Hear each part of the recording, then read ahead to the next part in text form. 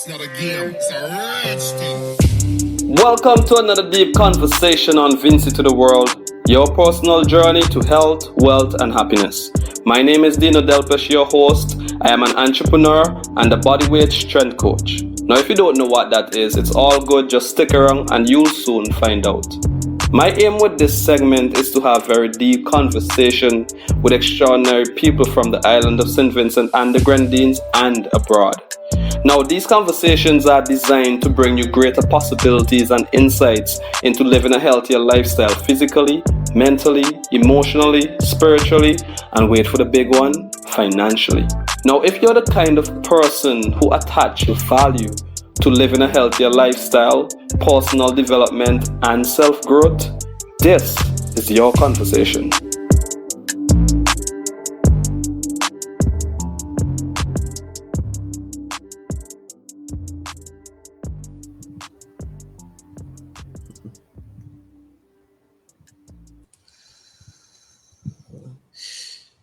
So I guess we're live. I hope everybody's having a wonderful day. Just want to welcome you guys again to another live session with your boy. My name is Dino Delpesh, aka Professor Daddy Joy. And today I have a very, very amazing person on with me here today. And today we're going to be speaking about strength training and women. Hopefully during this conversation we can, dispel some of the misconception behind strength training and when it comes to women, because from my experience with a lot of ladies have this misconception that, oh, if I do strength training, I'm going to look like you guys, so hopefully I can bring in a professional, and her name is Christina Koch. This time I have the name locked. You know what's up. And, Christina Koch has been in the game for quite a while. She has got her certification from the National Academy of Sports and Medicine. And she's also a yoga and a massage expert, so she knows how to move her hands and, make sure everything is all good. And also, she's also the founder of the 90-day sexy body sculpting method. So hopefully she'll be speaking about that as well today. And she also worked alongside Toreno Singleton, a former NFL runner back for the Buccaneers. Well, here in the Caribbean on the island, we don't play a lot of football. But I guess, there's some of you who may know who that person is. So without further ado, I'd just like to bring Christina up on the screen so that, we can start this conversation. Hi. Hey, Christina, what's up? Thank you. What an introduction. That was amazing. Wow. I try my best, Yeah, I was like, dang, he did his research. Love it. Yeah, awesome. you gotta do a bit of digging, I like it. I appreciate it. Nice. So how are you doing today? I'm doing okay. A little warm, and it's really smoky here in this part of California where I live. Probably the whole state, actually. So there's a lot of fires, unfortunately. So okay. Yeah, so smoke and ash, but just means you just stay inside. You just got to keep your workouts indoors. No running or anything outdoors right now. But I can't complain too much. Okay, easy. Well, after all that COVID situation, I think working indoors has become more or less the new norm, more or less. Huh? For sure. Yeah, definitely. Yeah. World's changed in so many ways. Yeah, it has. It kind of helped us to slow down more or less. I agree. I think, for a lot of people where it's just, their day-to-day life is just go. They go from work to here to that and trying to fit everything in. And it kind of makes people sit back and realize like, oh, okay, maybe I can fit in more time with my family and still, work from home or and then I can work out from home and then everything's here. It's like, wow, how convenient is that? Just very much so. And enjoy some life and maybe even for some people taking advantage of enjoying the outdoors where it feels safe, on those days, like getting out in nature and going to, like where you are, go to the beach. I'd be there every day. I tell you, I'd be there every day. You gotta take advantage of it when you have it. For sure, for sure. I wouldn't get that if I have several friends that live on different islands, so down Cool. kind of down your way, but Okay. that's all relative because they're kind of spread out, right? Yeah. Well, hopefully today you'll get to learn a little bit more about my island. So just before we get deep into the conversation, I'd just like to break the ice with some warm-up questions, just to get a feel, for who Christina really is. So maybe you can just, give a quick introduction of who you are. Maybe I missed something, I don't know. And then you can also lead with telling us if you had to have a superpower, what would that superpower be and why? Okay, if I had a superpower, wow. I guess if I had a superpower, I would go back in time and take away all the nasty fake food that was ever created in the name of big food companies, so that people would just go back to like just eating regular, just regular food. Yeah. You eat the vegetables or the meat or whatever, the fish that you caught, and just keep it kind of basic, and you have to make it from scratch if it's, so yeah. That's interesting. You would literally save the world. You'll more or less, kill the medical industry with all those pharmaceutical medicine, what's not. You'll give them a good blow, but you'll save the world more or less. Yeah, exactly. Because that's kind of my thought. Yeah. And it's interesting you said that today. I was thinking, like who actually allowed these companies, to create, food like this, knowing that they're bad for our body, or maybe they didn't know. And it's only after a couple of years they realize, oh, wait, this is actually what's causing all these disease and, mal disease in our body. And then when they get to a point whereby, oh, this is a profitable company, we really can't stop creating these type of food. Like, so that's interesting. Yeah, I mean, it's big business. I mean, that we could go down that rabbit hole, and I think it just like I might never stop talking about that. Yeah.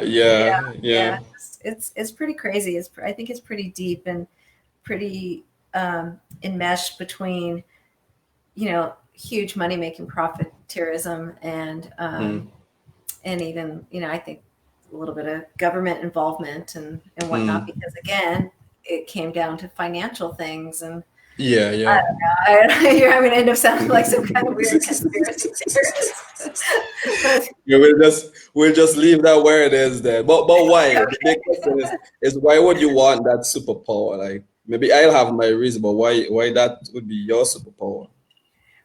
Yeah, just to see like a healthier world, healthier people, less disease. I mean, I think, just there's so many diseases that are related to poor nutrition and things that have changed over the last century, just things that have gotten villainized, and then they, come back around like, okay, wait, no, that's not bad for you. It's actually okay for you. But yet there was all those years where they kept promoting, say for instance, like, oh, eat this type of oil, where really we all would have been better off just having, the butter, something more natural that our bodies were used to. So, so I just think about like how people were, so much healthier. You go back 100, 150 years ago. I'm not saying everything was perfect. I mean, people weren't, there wasn't like that awareness of like sanitation and that kind of stuff. But in other ways, like nutritionally, I think,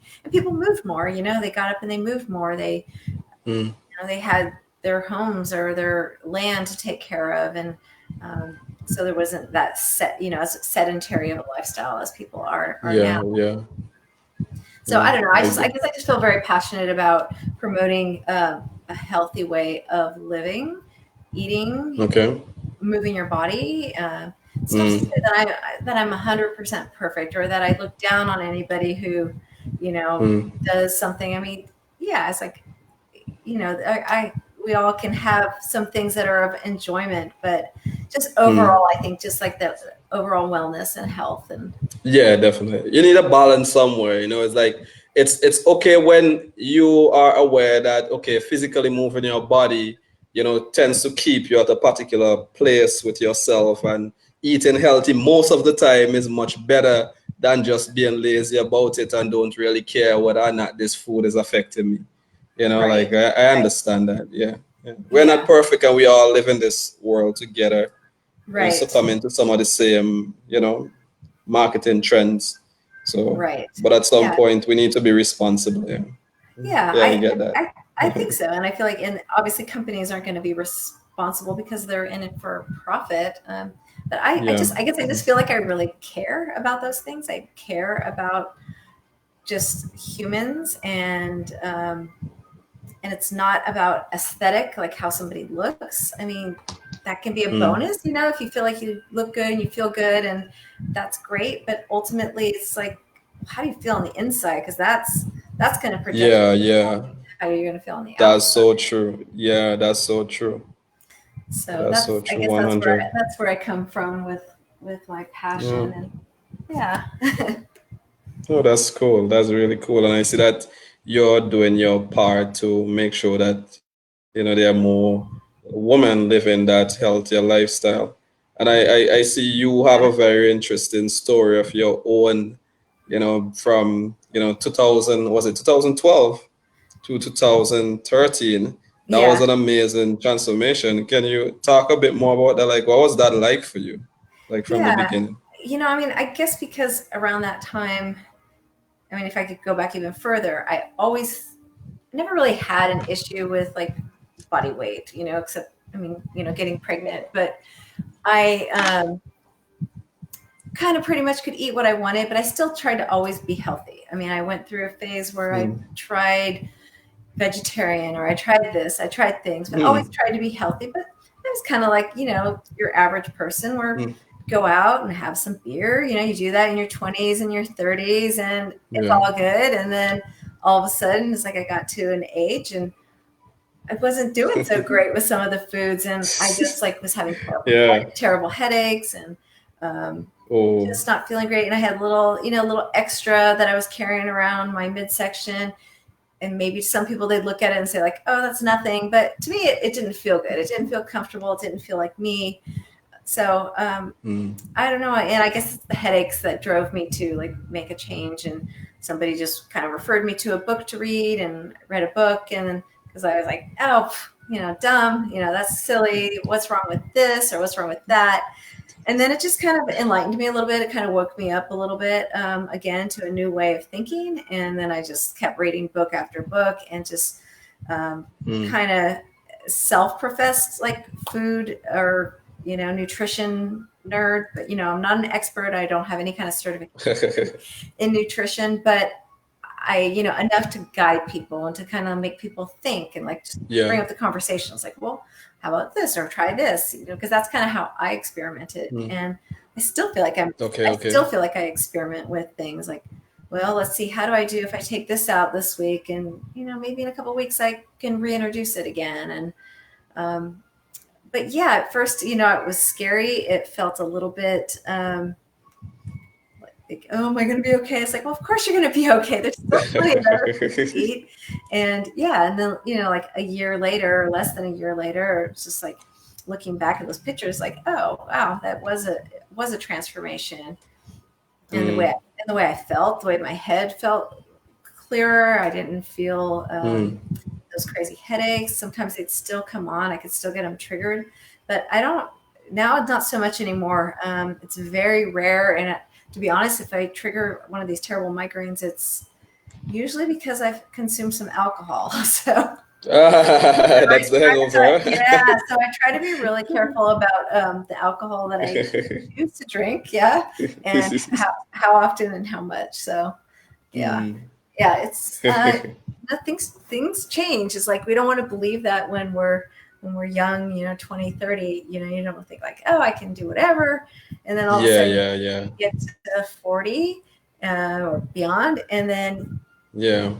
it's different. And always kind of poo-pooed people that said that. It's like, oh brother, but in some ways it's different, so you make those changes. So then when you make the changes, it's like, oh, I feel great. I feel like I'm 30 again. I feel like I can go out and do anything. I can, challenge myself and challenge my body within reason to its limits. And so I don't know, does that answer the question? Yeah, that was good. When you're that was good, insightful. Like when you were talking, you remind me of this session I looked at on the red table when Will Smith and his family invited this doctor in, and he made a statement that we have two ages. We have a biological age, and then we have our chronological age. And he said that there's this other guy who said there's this particular doctor, I'm not sure. He's right now 70, but he looks as though he's 30, and he has really big chest, because he's in real good condition. Yeah. Okay. And that guy was saying that he works out, right? But he doesn't do the diet part that good. But this guy, he's in his 70s, and he's really serious about what he eats. And you can really see that, the food that you eat, it really contributes to that longevity part of your life. Right. Right. And as young people, we don't really think about it because it's not affecting us now. It's only when we get to that point and we start experience things like, we're getting tired, dizziness, as you said, headaches. Then we start wondering what's going on. And the first thing that most people would do is to go to the hospital or to go to the doctor. Then they're prescribed some sort of medication that only get rid of the symptom, not really get rid of the problem. Yeah. And I think as a young person, one of the things that has really inspired me personally was seeing my uncles and my father having a big gut. And in my head, I'm like, okay, so that means I'm going to look like them when I get to that age. And I never wanted that. So I did everything in my power to, make sure I prevent, me getting to that point. Yes. So, yeah. Yeah, it's very interesting what you're saying. And that can be pretty powerful as well, seeing that. It's like, well, why do they have that? Is it just this, or is it just that, or is it a little bit of everything? Yeah. Wow. Yeah. That's crazy. Yeah, it's crazy. At first I thought it was genes, so I thought I was destined for that outcome. But I think as a result of traveling a lot and getting out from the island, it kind of opened my mind to more possibilities that, our destiny is not determined by our genetic code. It's more way, it's how you live your life, what you put into your body, how you move your body, like as you said.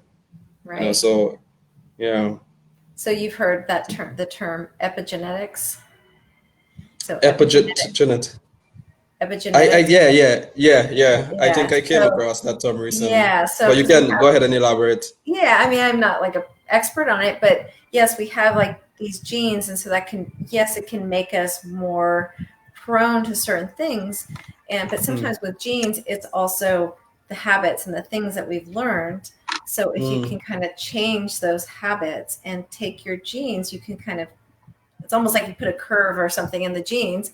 And change your outcome, and that it's possible. But so if we always say like, oh well, my mother had this issue, or my grandmother died of this, so it's probably what's going to happen. Well, if you think that, then also, I mean, what do you think? If you live the same way that she did, the same lifestyle she did, well, chances are, yes, you will end up with the gut or whatever it is, the disease. But if you I'm going to change things, like you said, how can I do things? How can I do things differently? How can I eat differently? How can I exercise differently? How can I, whether meditate or have the mind, the mindfulness and the thoughtfulness and positive affirmations, all of those things can have such a, profound, powerful effect, I think, on ourselves.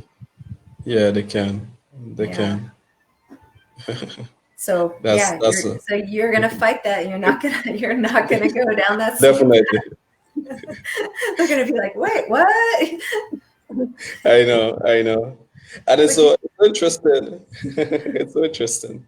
Yeah. Like, and I'm sure the term epigenetics wasn't around like that long, because I know there was a certain point in time where we as humans believe deeply that, okay, if my parents is this way, I'm gonna literally be like this in particular. Right. So Yes. yeah.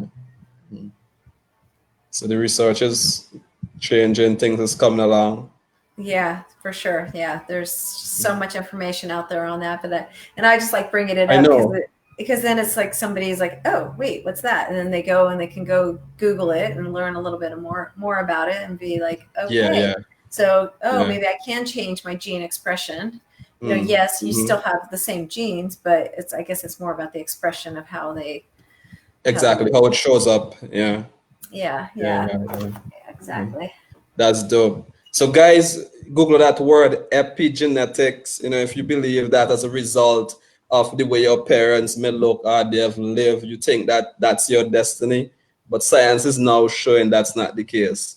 Okay, we have a little bit of information. We are not professional, but we know that there are actions that you personally can take to change the way how you show up in life. 100%. Yep. Yep. I think maybe we can dive more deeply into strength training and women. Like Hmm. with that term itself, strength training and women. What was your experience like as a woman? Getting into strength training for the first time. Like, where did that come from? Well, for me, it started back in my 20s, so which was quite a long time ago. um, so yeah, way back when, and I actually when I started training, I had a trainer, and she was like this massively huge, strong woman. She competed, Wow. and she, but not like, I don't even know if they had bikini back then. You know how now they do the different types of competitions. Back then, Yeah. it was just like, they were like the big, strong, huge women, and but she was Wow. just the sweetest person ever. Okay. She also competed in these games called the Scottish Games, and at the time Mm. when they do these Scottish Games, they had no women's division. I think this was in the early '90s, and there was no women's division, so she would compete against the men. This is crazy. Wow. This woman, and she was incredible, but she became a friend, and she trained my husband and I at the time, and Oh, cool. we learned a lot from her. And but then looking back, thinking about her, because she always would tell us like, oh, yes, I became Miss Natural California, or whatever it was, whatever, which meant that she wasn't taking any hormones, any steroids, Okay. whatever you want to, on anything Yeah. like that. But so going back now and like kind of looking at old pictures of her, and I won't even use her name or anything, but that's not right, but I kind of question that, though. Like, Yeah. was she natural? How could she have Yeah. gotten so big? I mean, granted, she Uh-huh. trained for hours and hours, but I Mm. just I don't, everything that I know now is that Mm. a woman can't get that large. We Uh-huh. just don't have the hormones to do that. Yeah. And even if you were putting in 3-4 hours a day doing double workouts, I still don't think, I mean, you're going to get that big without taking something. So, and there's Yeah. telltale signs that you could, I'm not going to go into that either, but you could Google it, So for women that, when they have that fear around strength training and like, oh, I'm going to get big and bulky, I'm going to look like Arnold, I'm going to be the She-Hulk, it's just like, it's crazy. I mean, unless you're already Yeah. naturally of a larger stature, I mean, okay, maybe if you take a woman that's 5'11" or 6 foot tall, she's going to be, obviously she has a larger stature. So yeah, to some degree, she's going to be bigger and more maybe athletic and muscular, but it's just, it's just not possible. I mean, you see Mm. how hard it is for men Yeah. to put on muscle. I mean, I know, right? you take a thin man and they're trying to put on muscle. I mean, they'll get some like, nice lean shape, but if they want to Mm. get big, it's a lot of work. So Yeah. I Not guess a I'm easy passionate thing. about dispelling that myth. It's like, don't be scared of that. Hmm. And that's very important for women to hear. Like I've met so many women who would prefer to do cardio and don't do even a single push-up or any sort of strength training Right. whatsoever because of this one fear, Right. of looking like a man. Yeah, which is ridiculous. I mean, and it's not, they don't even have to do that much strength training. It's not like you have to do hours of it, but I mean, definitely, I think incorporating it into your lifestyle is going to have added benefits. It's going to help your metabolism. Actually, the more muscle mass that you have on your body, your Mm, metabolism starts to get faster. And then even when you're not working out, your metabolism's still kind of ramped up and revving up. So yeah. sleeping, it's like, oh, metabolism's working for you. So Mm, definitely, great benefits. So for as a woman starts to approach the age 30. So if you're like working with these young women that are in their 20s and they're not, I'm not that worried about it. It's like, yeah, but then they hit 30. Well, start muscle mass starts to decline in both. I think it's both men mm, and women, but I think it's quicker with women. And then when muscle mass starts to deplete, then you start to even, you can like lose bone strength. There's just so mm, many, factors that go into it. It's not, yeah. Yeah. not that they have to get, in the gym 7 days a week, lifting all the time. Um, just a little bit of resistance training, I think, added in. I mean, I think lifting Yeah. heavy has its own benefits as well, but I think even if you're just starting out, just get in there and lift with what you're comfortable with. And when you master that, when you master those 5 pounds, well, just pick up the 10 pounds and master. Like a Let's boss. keep going. Yeah, it's like just keep Yeah. going. Just keep going. Don't be stuck with with the pink Mm. weights. Time to. So I've always encouraged all my women that I've worked with and in the gym. Well, not anymore. I'm not in the gym, but in the gym. And um, one woman in particular, and I can't wait to share her story when she shares some pictures with me. She had been working Mm, with a trainer for years and years before I started working at that particular gym. And then she started working with me, and we're still kind of working together. I mean, we are, even with COVID, we're just doing like outdoor distance, just not at the gym. And okay.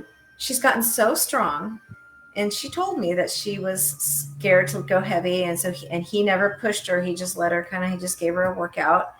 And I looked at her the other day. I'm like, your arms look so amazing. And she's like, and they do.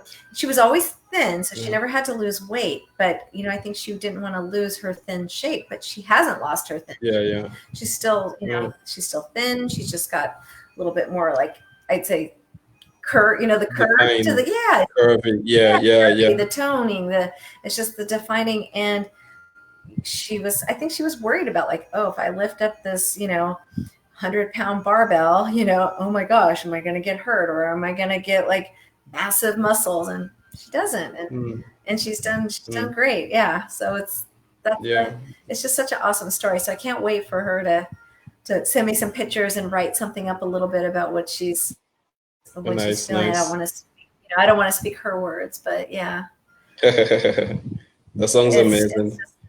yeah, it is amazing. And it's just, and I have other stories, other women as well that I've worked with. And I'd say the majority of the women I've worked with, well, I mean, I've had all age ranges, from everything from teens all the way up to, I had a woman in her 80s who was, Oh, wow.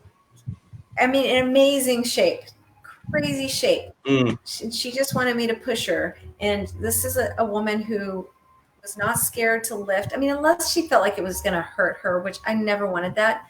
But I pushed her to a little bit outside her comfort zone, a little bit, little bit, little bit, little bit. And then before you knew it, she's pushing a sled with an extra 135 pounds. wow. At Yeah, 80.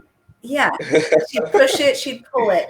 I'd give her a jump rope, and she could skip rope, and she could do like 150 skips Nice, without messing up. And nice, I don't nice. know, anything else I could give her. I think I had her hip thrusting. We didn't go too heavy, but probably about like 95 pounds or something. Mm, Just, just adding some weight for her, bone health. I even got her doing little jumps. And this was partially was for just getting that impact for her bone health. And then also making her feel comfortable for fall prevention. So she 90, she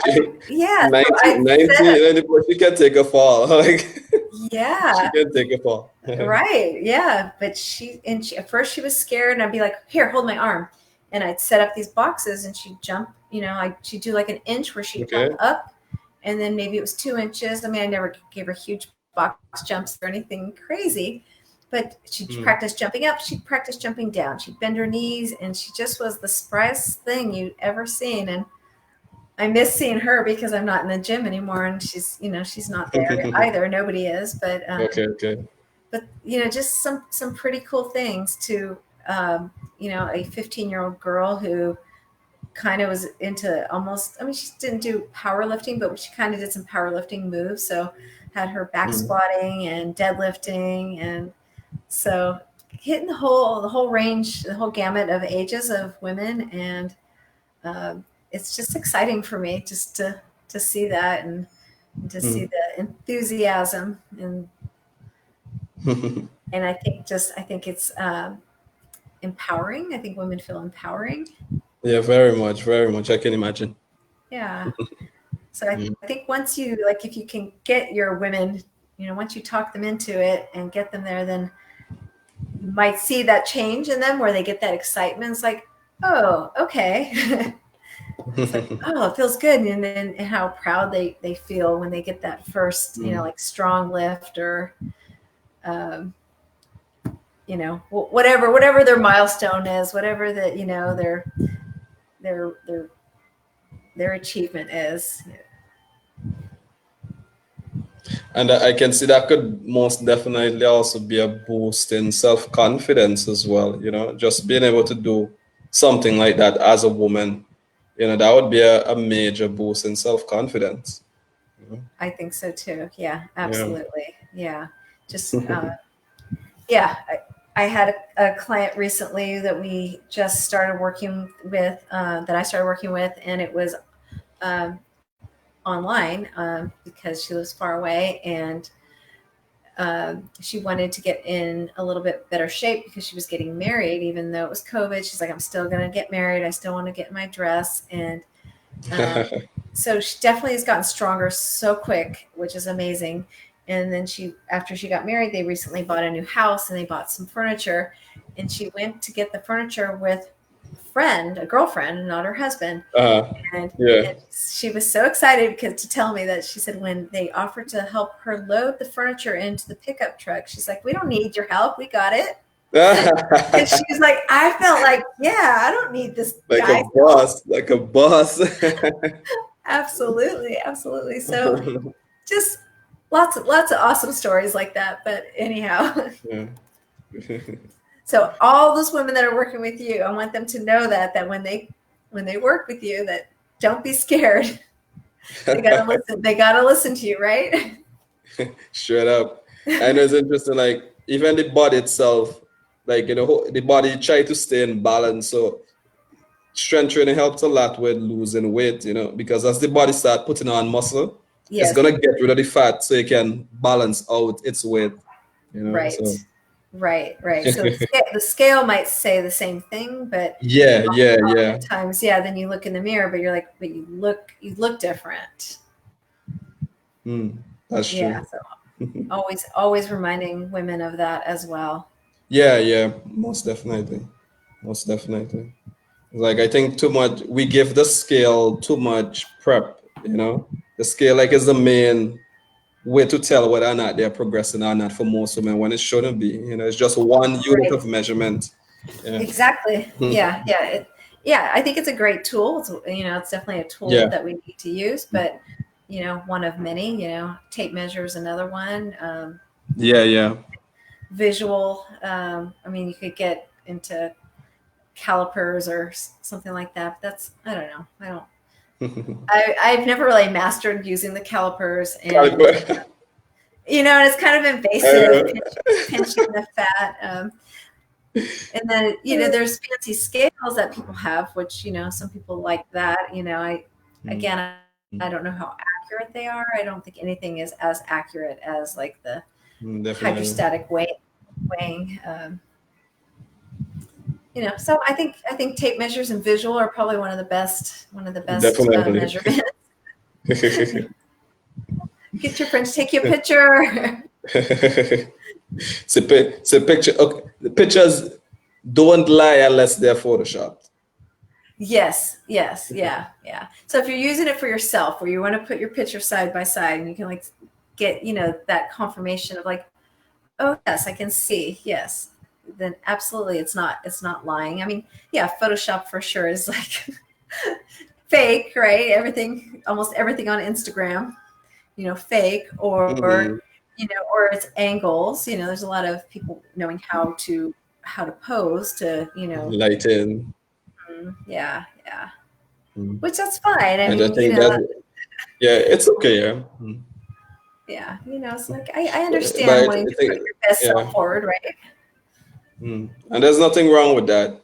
The only thing is those young ladies who may, look at those women and then start judging themselves because they don't look that particular way. That's the only, Right. Well, I have a very interesting question for you. Like when my girlfriend heard I was gonna speak to you, she had a personal question that she wanted to ask.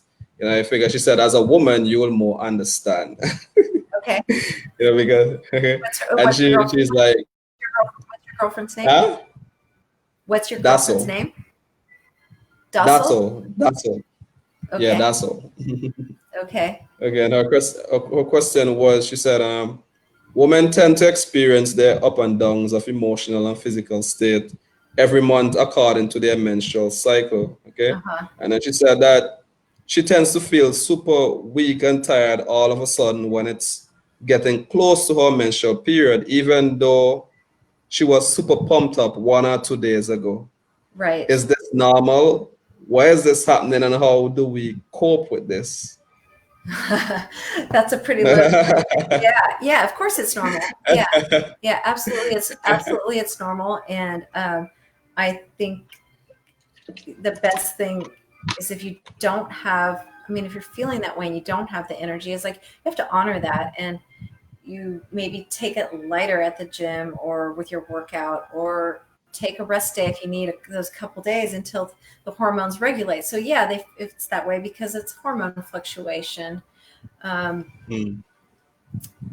and if it's like really drastic, then sometimes there's, maybe there's other factors. If the hormones are so, like the highs and lows that are so drastic that some women have that more so than others. Some can just be fine and they don't have, there's no change, and they're just like, they just keep going day to day.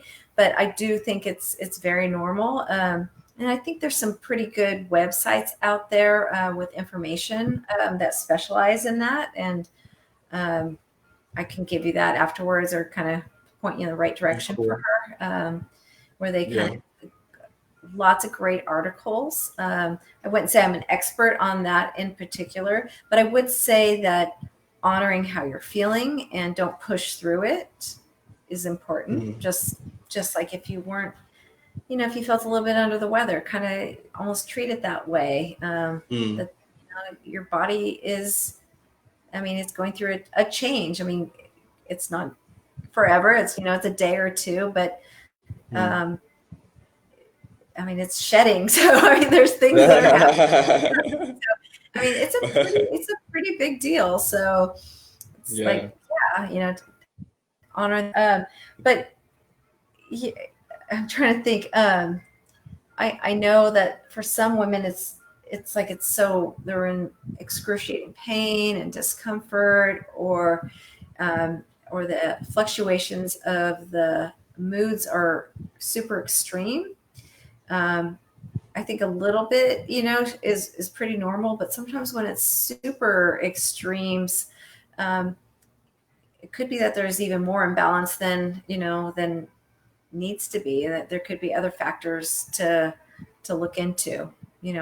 Not saying that's it's a given, but there's always that possibility, and just kind of figuring out, how to get the hormones regulated. And sometimes that could even be just changing up the nutrition, even if it's changing it up right before your cycle. If that, I'm kind of a firm believer in kind of going back to the beginning of the conversation of testing, almost like testing yourself, checking yourself, experimenting on yourself, maybe that's a better term, and try things out, take notes, how you're feeling, oh, when I took this out a week before, oh, I didn't have that as much, it could be something as, simple as like, oh, if I took dairy out, or if I took gluten out of my diet, or, even if it was just, like I said, for that week prior, it's like, oh, it did change my hormones. My hormones did feel a little bit more regulated. But, I'm not saying that's the answer, but I think just being your own detective of yourself is definitely, with a little direction, if you read some articles or read some books, and then taking that direction and kind of going with it. I'm all for pushing people to do that, like try something, I did that, I got rid of things out of my diet just to see how I would feel, and and it could affect anything and everything, honestly. I think what holds people back a lot from trying is uncertainty, because you're the best detective of your body, because you know how you feel. Like you can ask somebody who may be more experienced than you, but they would have their own experience, and they can only guess based on maybe their knowledge and experience, and do the same trial and error work on you. But trial and error is definitely one of the best way to go. Like try different things, take them out, put them in, and see how it affects you. Yeah. Because I know there's been a huge I feel like it's a pretty big uptick of women who it's called PCOS, which stands for What does that mean? It's polycystic ovarian cysts, and Interesting. So and I guess more women suffer from it than people are probably even aware, or that it even gets diagnosed, and it causes just like, I mean, everything from mood swings to just extreme bloating to, just the whole time, even terrible acne, like they get cystic acne. I mean, there's just like a myriad of like issues that it causes. And then once they get their hormones in regulation, whether it's with, like nutrition and exercise, and then they start to see things change. But change, yeah. I mean, that's kind of on the extreme side of things, but I just feel like I've heard more and more about it in recent years than ever hearing about it before, which is kind of, I don't know, it's just kind of interesting. I was like, well, why? Why is that? Same with like autoimmune conditions. Like, just hear about those more and more. So just kinda, like you said, gotta be your detective. Figure out, well, why is this happening and what's going on? Yeah, definitely. And I know definitely our food has a major part to play with these things, because that is our medicine. That is the thing that sends a signal to our body to tell it, how to deal with whatever is going on the inside. So Right. Yeah. Food can be medicine, right? Yeah, definitely. I'll say it is medicine, the right type of food. Absolutely. Yeah. I mean, I think, um, pharmaceutical medicine has its place in certain instances when it's necessary. But I feel too often it's like you said, people running in, and they get the prescription, and it's a Band-Aid. It's not fixed. Yeah. It's like, well, what's the, you got to get to the root cause of things. And straight up. Yeah, usually it goes back to like, well, deconstructing things, I guess, right? Go back to ground zero and start fresh. Oh wow. That was a mouthful. That was a real mouthful. Yeah. But it's good. It was good. It was good. It was good. Now we're moving into the most excited part of our segment, as I like to say, where I get to test, your knowledge about the island of St. Vincent and the Grenadines. Yeah, I don't know that I have a lot of knowledge there. Okay, we'll try. You're gonna learn something new today. As I said, this is Vinci to the world, and the word Vinci is actually short for St. Vincent and the Grenadines. It's so long, we came up with a short way of saying the entire thing. So if you hear the term Vinci, it just means St. Vincent and the Grenadines. Okay. Okay. All right. I like it. And, I like it. And the people who's from the island of St. Vincent and the Grenadines, they're also called Vincies, the plural form. Okay. Yeah. Is that why you were attracted to working with Vince? Well, I don't think there's any relation between those two. You saw the name and you're like, I just drew you in, is what I meant. Yeah. Maybe on a subconscious level. Yeah, exactly. So let's get this party rolling. So I'll be bringing up the questions on the screen for you. Okay, so it will be a multiple choice, so you have options, so you can see and you can, make a wild guess. So I have 3 questions only. Okay, so it's not going to be a 10-hour exam on hour, so there's nothing to be, afraid of. Okay. So I hope you're ready. I'm ready. We just bring it up. So the first question is, what's the capital of St. Vincent and the Grenadines? Is it A, the Grenadines? Is it B, Kingston? Is it C, Jamaica? Or is it D, Kingston?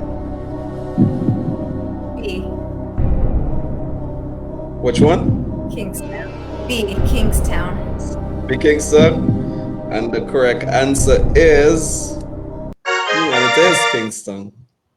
The capital of St. Vincent and the Grenadines is Kingston. See, like somebody's been studying, huh? I mean, it would be fun to be like Jamaica. But I know. Okay, cool. That was good. Okay, we're just getting warm. That's 1 out of 3. Question number 2. The island of St. Vincent and the Grenadines is made up of how many islands and keys? Because St. Vincent is the main island and the Grenadines is a group of small islands and keys. So in total, how many islands makes up, St. Vincent and the Grenadines? Is it A, 12? Is it B, 32? Is it C, 2? Is it D, 15? 32. Wow. I did study. And the correct answer is... I didn't know that would be in the questions, but I did. When you said where you lived, I did look it up, and I had to. And I was like, 32 islands. That's amazing. I gotta give you a round of applause for that. Yes, the island of St. Vincent and the Grenadines is made up of 32 islands and keys. I need to get to one of those 32 islands. Definitely, you need to at least get to at least 12 of them. 12 of them, yeah. I've only been to one island down there. Oh, cool. Which island was that? And it's probably very far from you. It was Aruba. Ah, okay, cool. I'm not even sure where the island is. Yeah, that's that's almost down by South America, I think. Ah, then it'll be close to us. We're close to South America as well. Oh, are you? Okay. Yeah, we are. Okay, let's keep the ball rolling. Final question. If you get the final question correct, you'll be the first guest to actually get 3 out of 3. Okay? So let's go. Last question. Now, what's the national bird of St. Vincent and the Grenadines? Is it A, the great jay? Is it B, Amazona gilidingi? Is it C, the mockingbird? Is it D, the blue crane?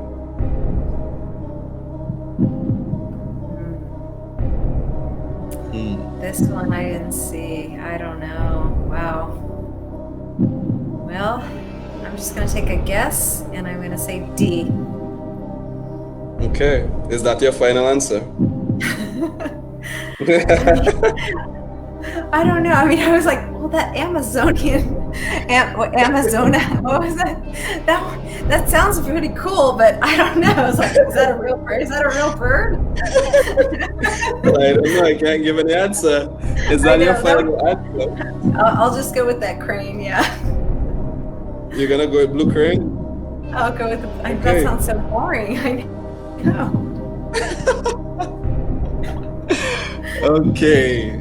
And the correct answer is the national bird of St. Vincent and the Grenadines. The one that I thought was Amazona it just sounded. It's the one I wanted to say, but it's the one that I thought it can't be right. It's just like the name sounded too exotic. Oh my gosh. That's hilarious. That's hilarious. It just sounded too perfect. Like, no, it can't be. Well, what can we say? We should have gone with my first thought. First thought, best thought. Darn it. I went with the safe wrong answer. Oh well. You almost got it. But now you know. Now you know. Now you know. Now I know. Yeah. Okay. And it's also known as the St. Vincent bird. But the national Now I need to see what it looks like. Can you put a picture of it up for me to see, or no, you don't have that capability? Let me see. And it's a parrot. What's that? Oh, even cooler. Oh, yeah. Let me show you what's up. Let's see if I knew it was a parrot. Maybe I would have guessed that. Okay, it's up and then.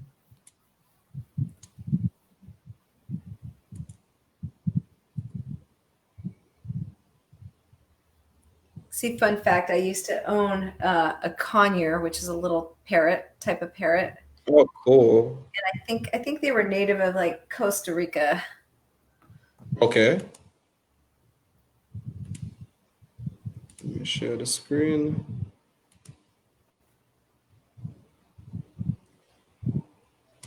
Can you see? Oh, yeah. Oh, pretty. Yeah. It's a very beautiful bird. Yeah, awesome. And the cool thing about these birds is that when you go and see them at the garden and you talk to them, they speak back. Well, yes. they mimic you. Yeah. They mimic you. Yes. Well, okay. Well, that was the same with the bird that I owned, the conure. He could talk as well. Cool. Yeah. Yeah.